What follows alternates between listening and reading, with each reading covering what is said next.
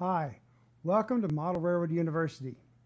Many of you may know us from some of the clinics that we've done around the country for the last 20 or 25 plus years. I'm going to try and make a complete set of videos online over the next several months and hopefully maybe a year or two that details all of the things that are required to build a model railroad. Now, I've already covered bench work and some of the other things in the Trainmasters TV series, and I want to welcome everybody to go over to trainmasters.tv and see about building bench work over there and some of the other things that we talked about, because we took the railroad here all the way from the ground up. But I didn't have the time in those shows, because of the limit of each segment's time slot, to cover all of the details involved in building a model railroad. And that's what I'm going to try and do here, is to add to all of the detail that we've already covered. So my first series here of 3 shows is going to be on electrical wiring, specifically for the Tortoise switch machine. And then we may talk some about DCC beyond that. But for right now, I'm going to talk about the Tortoise. It'll take us till the second episode to get to actually wiring the Tortoise. And then I'll also talk in that second episode about how to mount the Tortoise if you're in the situation I am, where you've already built the railroad and you need to mount it under an existing turnout. That's much harder, obviously, than to mount it ahead of time, but I want you to see how it's done. Might as well learn from my mistakes. The last episode, I want to talk about how to wire the crossover, the 2 tracks that go from one track to another, with 2 tortoises, and how to crosswire those with 1 switch to control them. And we'll explain why we do that. And I'll explain how to wire the Tortoise in episode 2. The first episode here, or what I'm calling Wiring 101, is really basic. And I want to cover absolutely the basics of electricity in this episode. So the first thing I'm going to do is I'm going to talk about circuits. A circuit is really getting down to the basics, but what we have is a power source. We have something that needs power, and we have the other side of the power source, and that's what makes a circuit. If I come out of the battery on this side, my need, the light bulb here, is hooked up, but only partially. When I complete the circuit, all of a sudden my bulb is working. I'm coming out of this hand, through the light bulb, and up to this hand down here on the other contact. That makes a circuit. You say, wow, Miles, you're really getting basic. Well, I am, but I have to tell you a story. I was doing a clinic on DCC at the Amherst train show in Springfield, Massachusetts one year, and we had all the DCC systems laid out. 6 of them, I think, were being made at that time. We had them all laid out. I was talking about wiring and buses and drops and all the complicated things in railroading for wiring up DCC, although it's really not that complicated. But nonetheless, I was talking about it. And this one guy over on the side, I didn't see him, but Fran told me, kind of sauntered up to her and leaned over and whispered in her ears, "What's DCC?" So it brought a real light bulb on to both of us that first we have to understand the basics, then we'll go for the more complicated things in model railroading. Yep. Here I have a regular toggle switch. Now, in that basic circuit that I had a minute ago, if I'd added this toggle switch, I'd have the ability to turn the light on and off.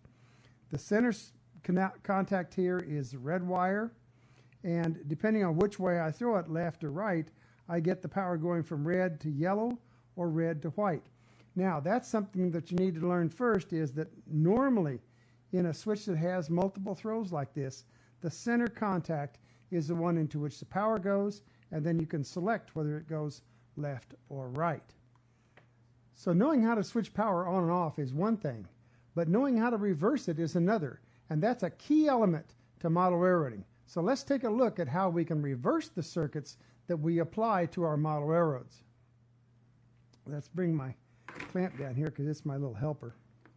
It's real hard to solder these things if you don't have a clamp. So I use this little one. Now let's look at this double pull, double throw. What this is actually is 2 of these switches. I have one on one side and I have one on the other side. One here, one here. For right now, let's go through why this thing works and why you really need to know how to wire what I call a crossover switch, and that's what this is. Here's my power coming into yellow. So yellow to black. If it's thrown up, then my blue wire would go to the gray wire. No problem. It goes straight through, But wait a minute, you say, there's the greens going back the other way. Well, there's nothing contacting to them.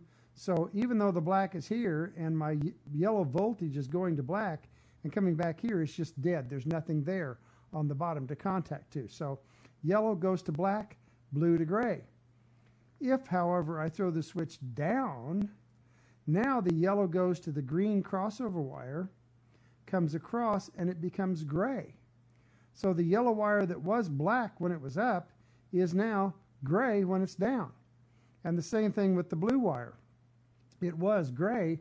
When it switched down, it goes through its crossover wire and comes out black. And that is the big key thing in model railroading. If I'm going straight through the switch, I'm getting, let's say, plus over here and minus over here. If it goes through my crossover network, I set the opposite. Okay, plus over here, minus over here. And that's the key to a double pole, double throw switch being wired in a crossover network. Something that you really want to learn how to do and to master, because this switch is used for changing polarities in all kinds of different situations. And it's a key to understand that when we go into wiring on the tortoise. So with all these wires going every which direction, you can easily see that it's extremely important for us to be able to trace the wires. And simply buying 10,000 feet, even though it's a great buy of all red wire or blue or whatever color you choose, maybe and probably isn't the wisest decision you could make. You want different colors. I buy as many as I can possibly find. I must have 11 or 12 colors on my wire rack. And that makes it so much easier for me to follow them and trace them around the railroad. Gray and black are always my colors going to the tortoise. So when I see gray and black, I know it's going to a tortoise. Green is my color for the frog. I always know if I see a green wire, it's going to and from a frog. Orange and brown are the two wires that I hook up to the track power to power the frog. So if I see an orange or a brown wire, I know that those wires are going to the track and coming back to my tortoise through my switches that we're going to talk about in this next episode. So stay tuned, because episode 102, wiring the tortoise itself, is coming up very soon. I want to thank everybody who wrote in after the first episode that I did on ballasting. That was kind of a trial episode that I did to see how the sound was working. And I did react to all of your comments. The first one was about sound, and yes, because when I look down, which I do quite often, the sound level would change dramatically, because if the mic's down here, I'm suddenly talking directly into it. If I'm looking up, the sound is just going out and the sound varied. So you may notice that the microphone is on my glasses now, and I think you've found throughout this episode that the sound is much more even. So we have reacted to the sound difficulties that I had. Look for episode 102 coming out very shortly, and I'll show you how to wire the tortoise prior to actually mounting it. In the meantime, have a great time model railroading, and we'll see you next time.